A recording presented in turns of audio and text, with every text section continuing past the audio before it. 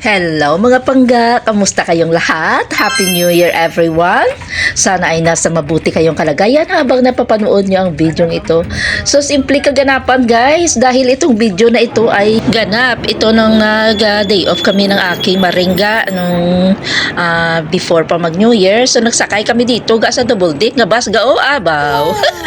Siling ko sa kanya, kung magsakay tayo sa double deck, doon tayo sa second floor magupo kasi napakaganda ng view, ang ganda talaga ng view pag doon ka dito ka makaupo sa guys, sa second floor ga. So ang aking maring guys na puwersa sana magsama sa akin kasi sabi ko sa kanya, ikaw dito maupo sa ibaba ng damo dito, mga itik dito doon tayo sa taas kasi maganda ang view doon, no? Napakaganda pa ng weather at saka super lamig dito guys. So hapon ito guys, ang ganda talaga ng mga tanawin, di ba? Ang kagandahan lang dito pag makasakay ka sa bus kasi barato lang siya ga. Ano lang siya, sinsilyo, coins lang siya guys ang pamiliti pag makasakay ka sa bus.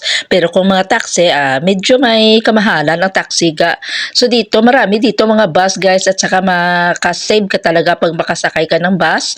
At sabi ko nga sa aking kaibigan, uuwi ka na Pilipinas, hindi ka pa nakasakay ng bus. Sabi niya, nakasakay na ako. So, sabi niya, pero dito lang ako sa bus. Ay, doon tayo sa second floor dahil maganda pag doon ka makapusing sa taas. So, kasi kitang-kita mo lahat ng mga dapat makita sa palibot. Di ba? Di ba na wiwili kayo guys?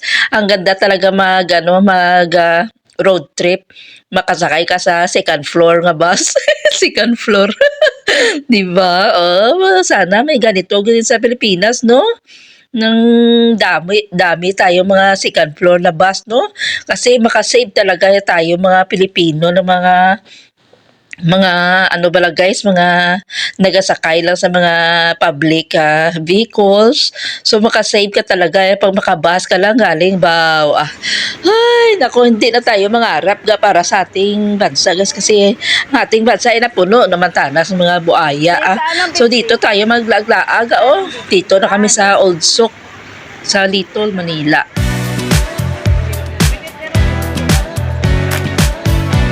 Doon tayo kakain?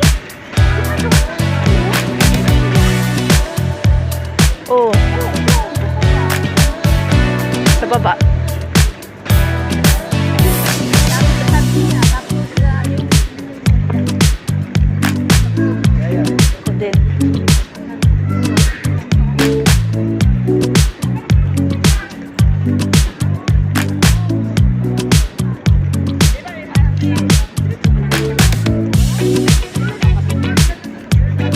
So mamili-mili tayo dito guys ng ating pang-inner dahil napakalamig na dito sa Kuwait guys. Sobrang lamig na. So ang ating mga inner, no? Ang ating pang-inner sa pantaas, yung mga long sleeve natin na pang-inner at saka yung leggings ay dagdagan pa natin dahil grabe talaga ang lamig dito pero yung aking taga-video nagalungi-lungi man ang kamera ko naman tapos ang isa may nakasali pa na itik dito sa aking video bakit dito masaya nagpusing sa akin sabi ko sa aking Maris, kukunan mo ako ng video habang ako dito ay nagmili-mili ng aking pinamili. Ay naku, baka gusto ng aking maring itong itik na ito videohan kaya napasama sa aking video. Naku. So ganitong ating eksena, no? Mag-shopping tayo ng konti guys, yung mga importante lang kasi ako tamad man ako mamili-mili, dami naman ako mga damit guys.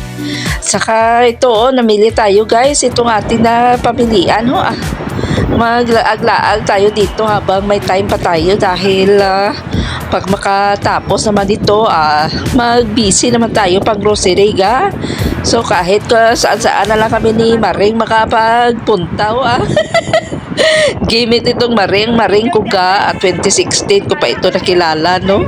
So matanda na kami dito guys. So kami pa rin magkasama pero minsan lang kami magsama guys kasi minsan hindi masyadong lumalabas so ako hindi magkatama palagi pag mag-day off. So, ngayon ay napagkuha namin na magkita na kami. So, matagal ko na siya itong friend dito sa Kuwait, guys. Yung aking maring. So, iba namin kasama, nag-for good na. Kami na lang dito, yan na tira sa Kuwait. Yung mga batch namin, bala, yung mga kasamahan namin dati, wala, nag-for good na sila. Yung sister ko, ando na sa asawa niya sa UK. Yung pinsan ko, nakapag-asawa na din. Iba namin ang mga kaibigan dati, pag mag-day off kami, hindi ko naman dito nakita. Baka kung saan-saan naman sila na, kung saan na swerte naman sila tinapok na kanilang kapalaran. Ganyan naman kasi ang buhay, no? Basta kung ayaw mo na dito, pag change country ka naman na kung kung marami ka ng ipon, magpurgod ka sa Pilipinas, So dito pagtapos mo ng laag-laag, kumain kami ng aking maringgay. So simple lang ang aming order kasi na naman kami na naumay naman kami sa mga chicken at saka mga laham dahil araw-araw man yan dito na ulam namin. So pag makalabas kami, siyempre mamimiss natin mga ulam-ulam ng mga lutong bahay, mga Filipino food. So ito guys, napakalaki nito na bangos na pinirito at saka ginataang hipon. So daw pilang nawot laman ng hipon, na puro laman ng kalabasan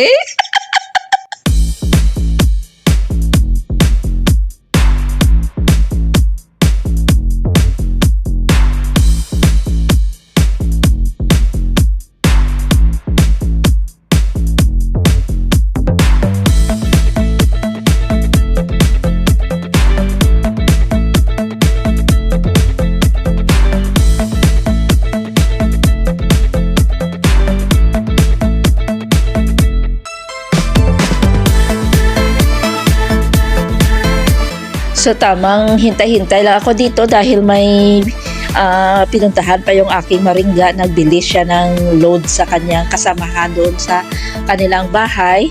So ito ang ating mga simpleng kaganapan sa araw na ito, no?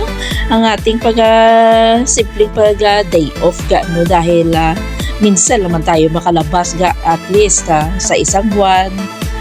Makaisa lang, pero okay na yan guys.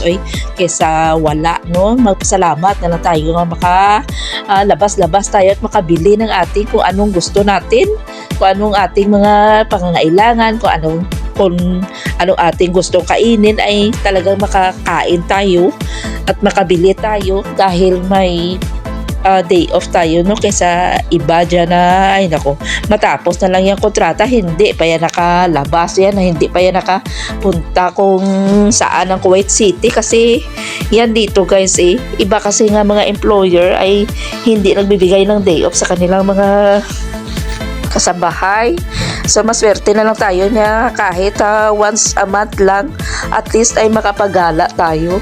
So wala na tayong ito ang ating mga sa 2025. Magpasalamat na lang tayo guys na kung anong mga blessing natin at saka think na lang tayo na maging okay, maging positive ang ating 2026 at kung ano ang ating mga pagkukulang sa 2025 at talagang pupunuin natin sa masunod na bagong taon dahil basta may pag-asa basta buhay tayo may pag-asa at saka basta may trabaho kaya may pag-asa, di ba? Kasi kung wala kaya trabaho, ati na nga. Kaya sa mga baguhan dyan, sa mga baguhan dito sa Middle East, yung mga nag-iyak-iyak pa noong Christmas, masanay na kayo dahil dito guys, pag OFW ka ay talagang suluhin mo talaga yung mga okasyon na wala ang pamilya mo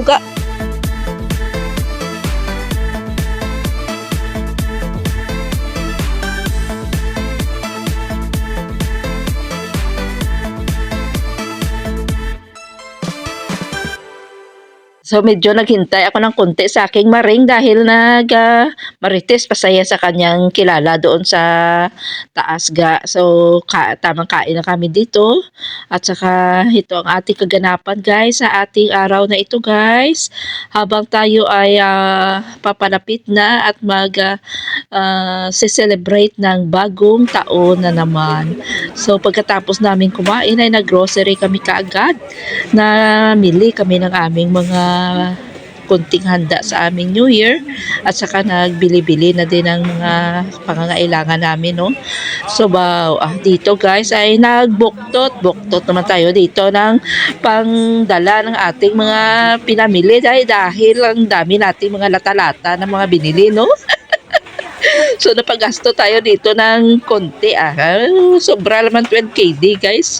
So dito ay hindi na ako nakapag-video pa ng dahil medyo mabigat na aking dala na saramihay na kuyaga sa aking mga dalaga So dito ko na lang tapusin ang aking video guys. Ito ang aking mga kaganapan sa aming pag-day off ng aking maring noong bago New Year.